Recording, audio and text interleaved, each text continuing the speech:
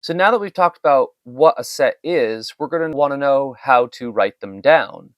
Sets are often denoted using the curly braces symbol. They look like this. And we might show what a set is explicitly by listing all the members. Here, the set A is the set containing 1, 2, and 3. So we would say that 2 is an element of A, but 4, which does not appear, is not an element of A. Now that's good for finite sets or sets with a small number of elements, but some sets we're going to denote with a pattern instead.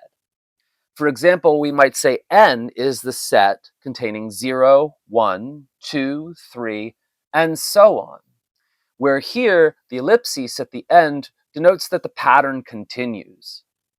This is good for when we're talking about sets that might have many or an infinite number of members.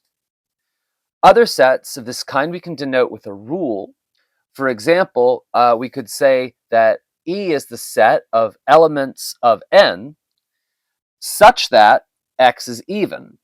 The colon here means such that, and the place before the colon is often reserved for where our elements are going to be coming from, and the space after the colon is the property that those elements have in common that makes them elements of the set. Some sets we give special names to. For example, N is the set of naturals that we have above. Z is the integers, that's the positive and negative whole numbers.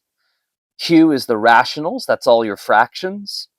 R is the real numbers, that's everything on the number line. And C is the complex numbers. We'll make videos about each one of these sets later on to go into more detail. Some sets are just going to contain numbers. In fact, that's going to be most of the sets that we're concerned with in our videos. But some might also contain other sets. And we want to distinguish between when something is an element and when it isn't.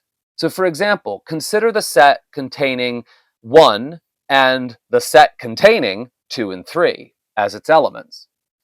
Here we would say that 1 and the set containing 2 and 3 are elements of S, but we wouldn't say 2 and 3 are elements of S. We would only say that the set containing them is an element of S. That's because 2 and 3 do not appear in the explicit membership of S.